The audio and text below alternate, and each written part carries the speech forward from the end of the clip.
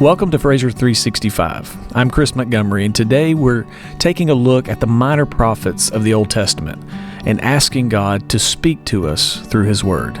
Thanks for joining us. Welcome to day 34 of the Minor Prophets. We're continuing our study of Nahum, and today's devotion is titled Comparisons and Consequences. Someone once said, "The foundation of our lives will be revealed at the end of our lives."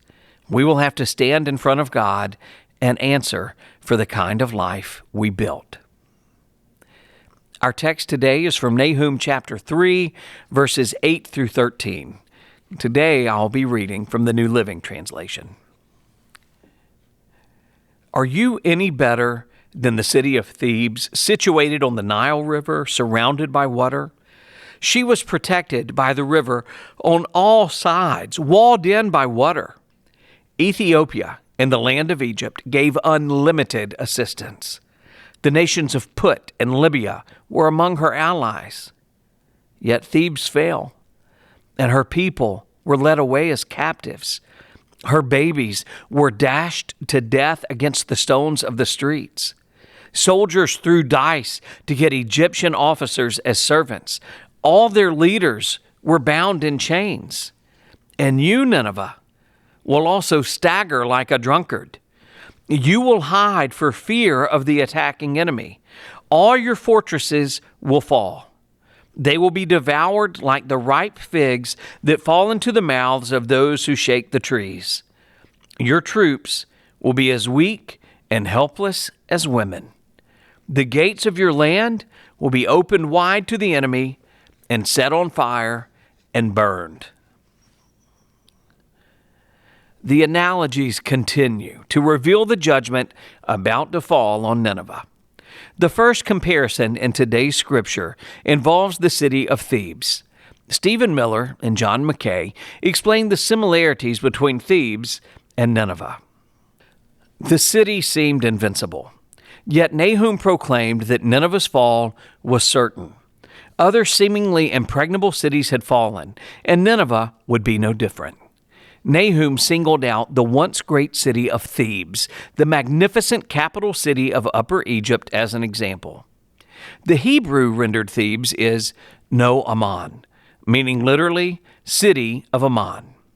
Ammon was the sun god, chief of the Egyptian gods at the time. It was named Thebes by the Greeks, who knew it also as Diospolis, which means heavenly city. Thebes is mentioned 4 other times in the Old Testament. You can find it in Jeremiah 46:25 and also Ezekiel chapter 30, verses 14 through 16.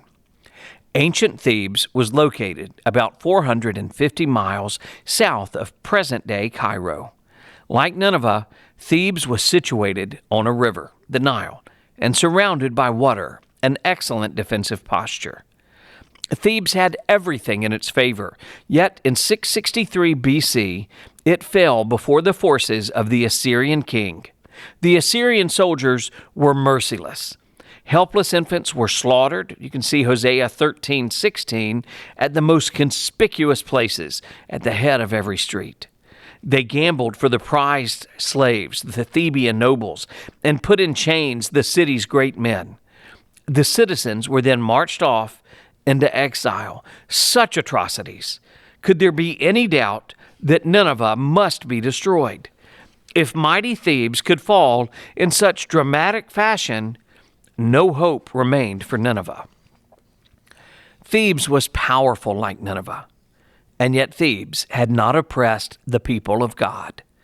Thebes typifies those who live for this life, abounding in wealth, ease, and power, forgetful of God. Nineveh is more the image of the world oppressing God's people.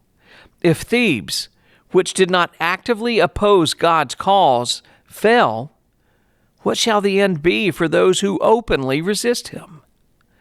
The analogies fall more quickly as the scripture continues. Nahum compares Nineveh to a staggering drunkard. Next, he likens the city to ripe figs that fall off the tree when shaken. God will shake the foundations of Nineveh, and they will surely fall. Some questions to consider. In what ways do the numerous comparisons strengthen your understanding of the magnitude of destruction coming on Nineveh? In your present spiritual condition, what analogy best describes your walk with the Lord? And finally, when your life is shaken, how solid is your foundation? Thank you for joining us. Have a great day.